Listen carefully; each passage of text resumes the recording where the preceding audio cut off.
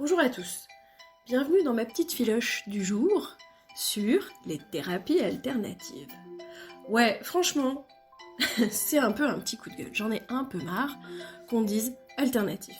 En fait, j'aimerais surtout qu'on comprenne pourquoi on dit thérapie alternative ou tout ce qui va être courant alternatif. C'est quoi en fait l'alternatif? C'est un truc qui est censé remplacer un autre truc? Comme un choix par défaut? On dirait que quand on emploie une alternative, on prend une solution au rabais.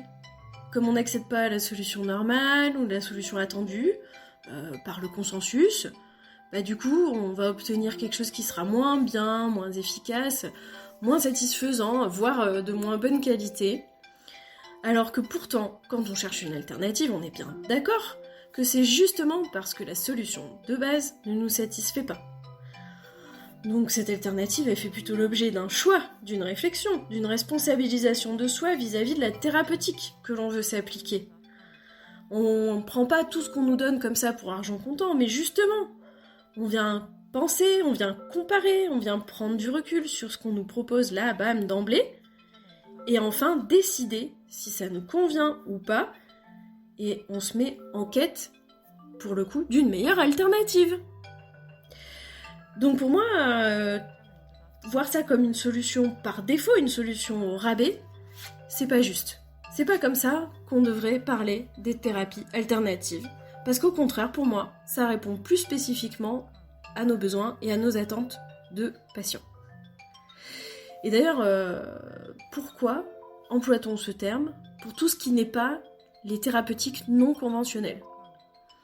En fait, qui a décidé que la médecine dite scientifique, telle qu'on la pratique en Occident, qui a décidé que c'était la meilleure des réponses, voire l'unique réponse à nos problèmes de santé? Qui a décidé qu'en fait c'était la seule et la meilleure option pour nous? Parce qu'en fait, pour tout le reste, par exemple, vous allez acheter des gâteaux au supermarché pour votre gamin, vous avez une multitude de choix et d'options aux fruits, au chocolat, à l'avoine, nature, aux graines, sans sucre, sans colorant, sans additifs, bio, conventionnel, en sachet, en vrac, enfin bref, vous avez plein de choix. Et vous allez pouvoir choisir selon vos besoins et selon vos critères, à l'instant T, quand votre enfant est bébé, quand votre enfant est plus grand et quand votre enfant est ado, les besoins ne sont pas les mêmes, et vous avez toutes ces options possibles. Mais en ce qui concerne notre santé, on devrait choisir la voie scientifique et la voie allopathique. Mais d'ailleurs, on devrait plutôt chercher à définir si c'est un problème physique, un problème émotionnel, un problème organique, un problème énergétique. Parce qu'en fait, quand on va chez le médecin, on prend en compte notre symptôme physique.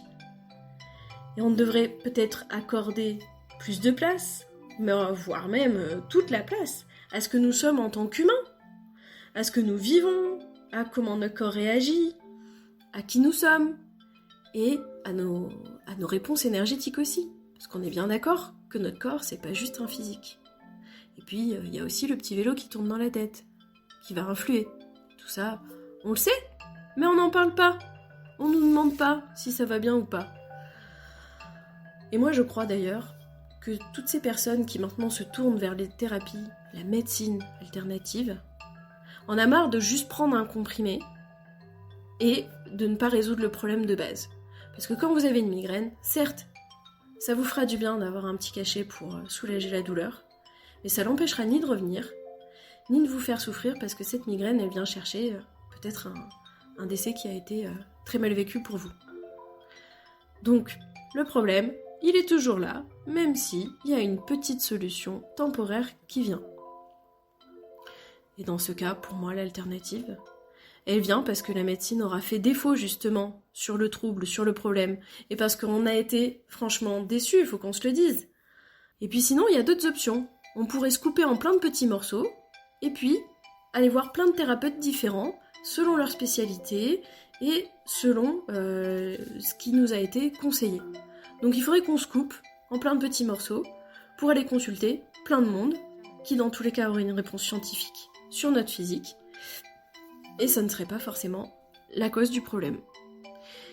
Aujourd'hui, en médecine alternative, c'est, je pense, ce que viennent faire ces nouveaux thérapeutes, c'est remettre l'humain au cœur du diagnostic, dans son ensemble, dans son intégralité, sur tous ses plans, avec chacun sa spécificité, bien évidemment, là encore, chacun aura sa porte d'entrée.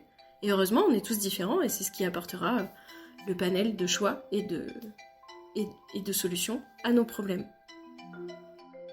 Et en fait, il y a un autre truc pour lequel j'ai un coup de gueule, c'est le fait que tout ce qui n'est pas de la médecine, mais qui va quand même tourner un petit peu autour du soin, va s'appeler alternatif. Donc d'un côté, on a quelque chose de très cadré, très encadré, et de l'autre côté, c'est un grand flou. Et dans ce grand flou, il y a encore des clivages. Eh ben oui, sinon ce serait tellement plus simple. Donc par exemple, dans les clivages, on a le côté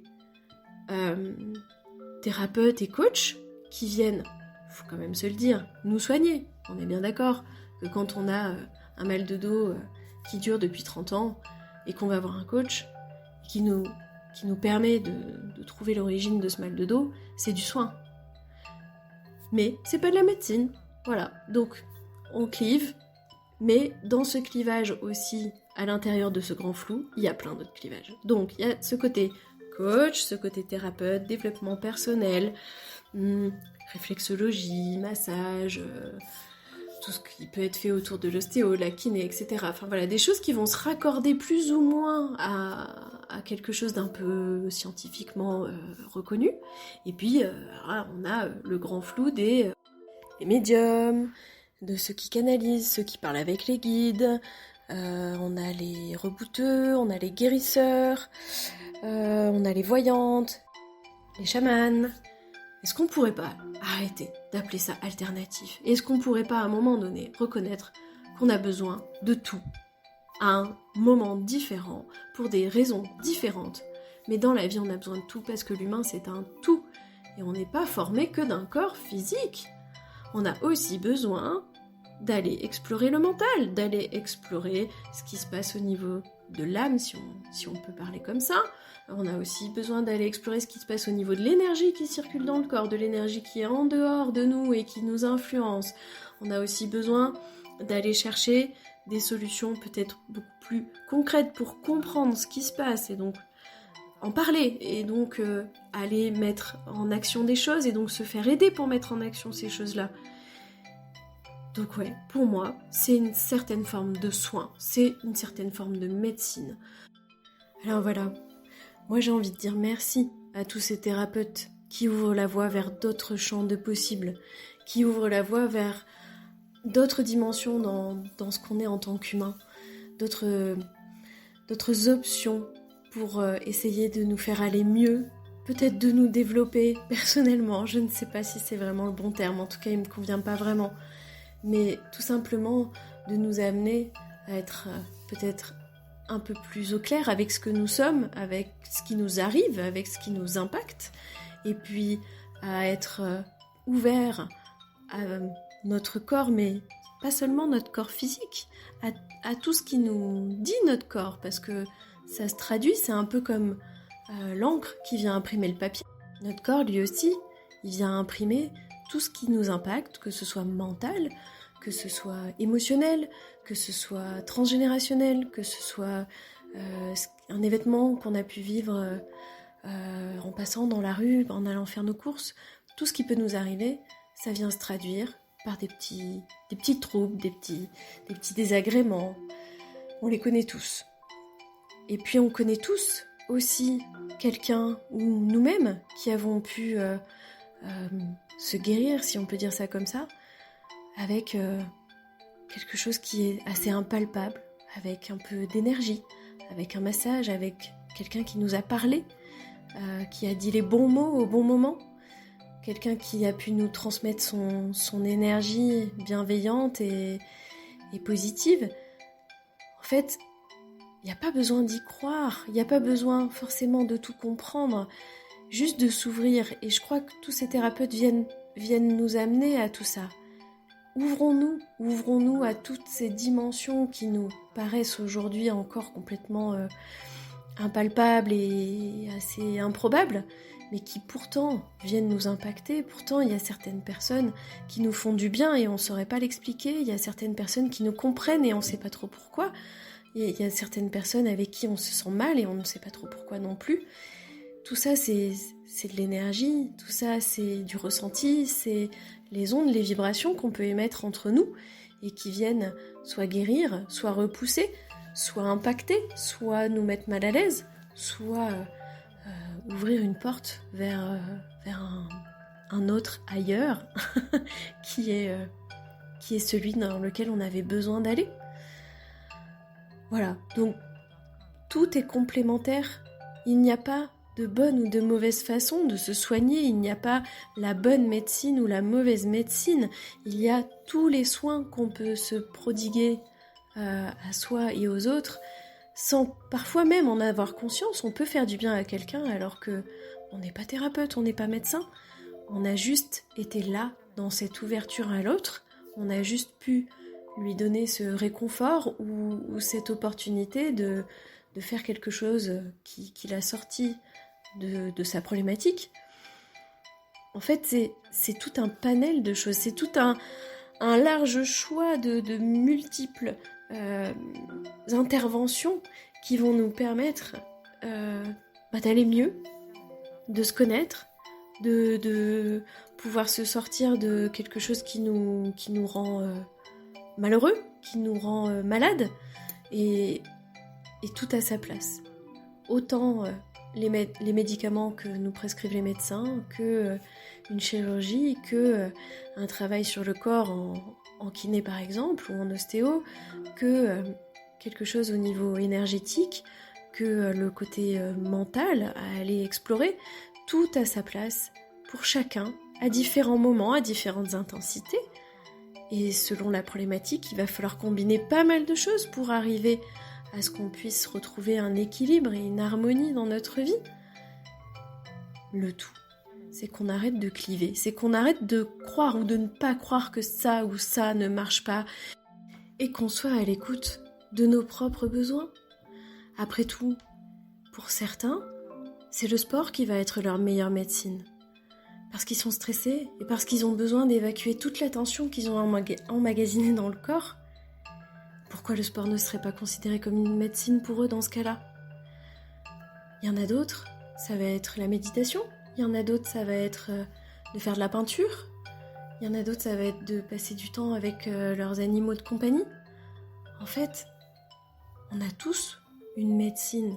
Et on en a tous même plein, parce que selon les besoins du moment, on va avoir peut-être plus besoin de se reposer, ou au contraire, être plutôt dans l'action, ou au contraire, être seul, et à d'autres moments, être très entouré. En fait, il faut juste savoir s'écouter, ne pas chercher une vérité pure et dure, ne pas chercher une solution qui serait la meilleure, mais s'ouvrir à toutes les solutions, toutes les options possibles que la vie nous offre, et que nous, en tant qu'humains, nous avons la capacité de capter, de comprendre. C'est ce qu'on va appeler peut-être l'intuition. Mais si on se connecte à notre intuition, et on le fait souvent plus facilement pour nos enfants que pour nous-mêmes, si on s'écoute, si on se laisse un petit temps pour faire le vide, et pour se dire, ok, à ce moment-là, je sens que là, j'ai besoin de repos. Ou là, j'ai vraiment envie d'aller faire une balade dans la nature parce que j'ai besoin de respirer. J'ai besoin de voir le ciel et de voir des animaux ou de voir la nature. Et bien, ce jour-là, à ce moment-là, c'est peut-être ça notre meilleure médecine. Ce sera ça notre meilleure médecine. Puisque c'est notre corps, c'est ce qu'on ressent. C'est pas notre mental qui nous dit il faut prendre tel médicament et tu verras, ça va te booster, ou au contraire, ça va te permettre de dormir et demain, ça ira mieux. Non, la médecine, c'est notre ressenti, c'est ce que notre intuition nous dit.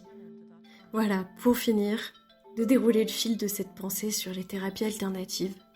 Ce que je souhaite vraiment, c'est qu'on arrête de vouloir tout catégoriser, de vouloir tout cadrer, de vouloir tout expliquer en prouvant les choses. Je crois qu'il n'y a rien à prouver.